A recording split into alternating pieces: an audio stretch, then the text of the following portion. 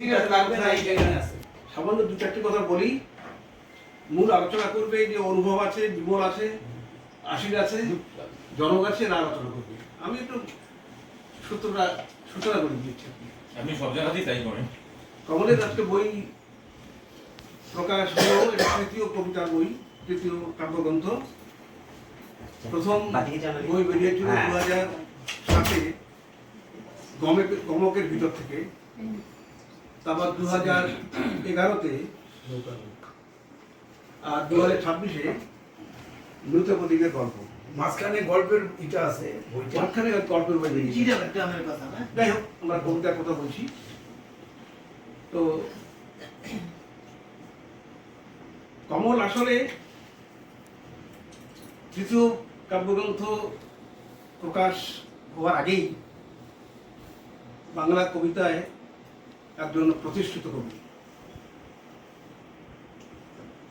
এখন এখানে সমস্যা হয় যে আমরা প্রতিষ্ঠিত কবি বলি বটে, কিন্তু যারা প্রাতিষ্ঠানিক কাজ করেন, যারা বাংলা কবিতার ধারাবাহিক ইতিহাস রচনা করছেন এটা বোধ আর কি, তারা কিন্তু এই সমস্ত প্রতিষ্ঠিত কবিদের কবিতা ধারাবাহিক ইতিহাসে রাখেন না। আমরা দেখতে পাই না অন্তপক্ষে। আমি যতদূর জানি,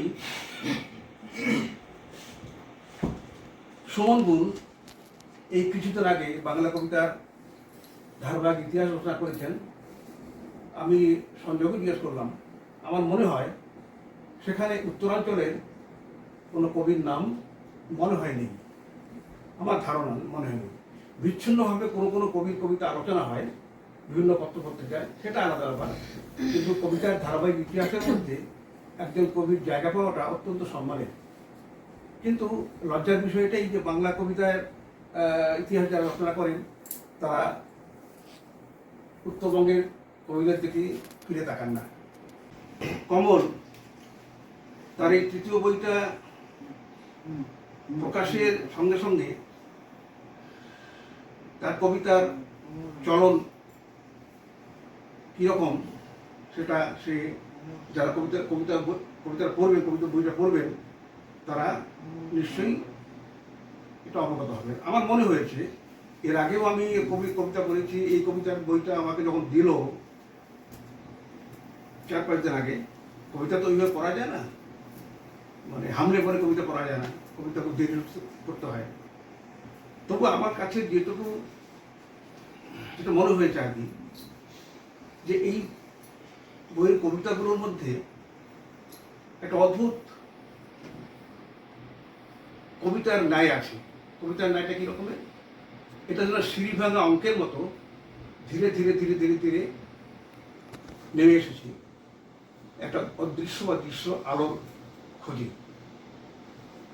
এখানে কবিতার একটা প্রস্তাবনা আছে, সেই প্রস্তাবনাটাকে ধরে ভেঙে ভেঙে ভেঙে ভেঙে কবিতার শেষ চরণে এসে কমল তার সিদ্ধান্ত টেনেছেন। এবং একটা জিনিস লক্ষ্য করা, যে ব্যক্তিগতভাবেই হোক, সামাজিকভাবেই হোক, বা বৈশ্বিকভাবেই হোক, তার যে অভিজ্ঞতা, সেই অভিজ্ঞতাগুলো সে এখানে প্রকাশ করেছে। এবং সেই প্রকাশের মধ্যে একটা ব্যাপার, আমি কবিতা নিয়ে অনেকেই অনেক কথা বলেছেন, অনেক অনেক বলেছেন, কবিতার তো সংজ্ঞা আবিও হয় না, কিন্তু তবুও যারা কবিতা নিয়ে কথা বলেন, আমার মনে পড়ছে এই মুহূর্তে অক্টাভিও পাস, সে একটা কবিতা নিয়ে কবিতার সংজ্ঞা বলেছে এইভাবে, যে কবিতা হচ্ছে পাথরের মধ্যে সূর্যের সন্ধান, পাথরের মধ্যে সূর্যের সন্ধান। কমলের কবিতা পড়তে পড়তে মনে হয়েছে আমার, যে ওজনে শব্দ পাথরকে কেটে কেটে সে একটা সূর্যের বা আলোর সন্ধান করছে, এটা আমার মনে হয়েছে আর কি। এবং এই কবিতাগুলোর মধ্যে আর একটা জীবনানন্দ দাশের কথা মনে আসে, সেটা হচ্ছে যে সবাই কবি নন, কেউ কেউ কবি।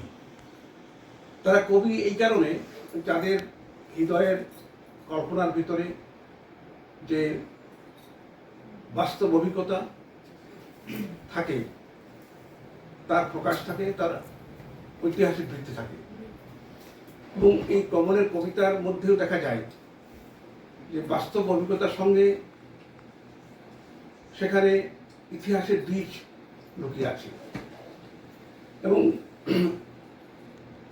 এই কবিতাগুলো যখন কেউ পড়বে পাঠক, এই পাঠক পড়তে পড়তেই এই যে বললাম না যে পাথর কেটে কেটে সিঁড়ি ভাঙতে ভাঙতে নিচে নেমে আসা, এর মধ্যে কিন্তু কবিতার যে বিনির্মাণ, যিনি পড়বেন পাঠক, তার কাছে কবিতাগুলো বিনির্মিত হবে।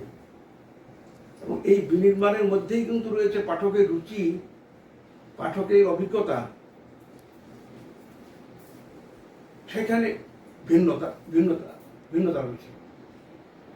এই ভিন্নতার মধ্যে একটা আছে কবিতার কুটত্ব, যেটাকে আমরা অ্যাম্বিগুইটি বলি। এই কবিতার কুটত্ব এক একজন পাঠক এক একজন ভাবে এক একজন কবিতাকে ব্যাখ্যা করবে। এবং এই ব্যাখ্যার বহুমুখিতা বা বিভিন্নতা, এইখানে একটা কবিতার জয়। একটা কবিতার অর্থ যদি 11 রকম হয়, একমুখী অর্থ হয়, সে কবিতা সার্থক নয়।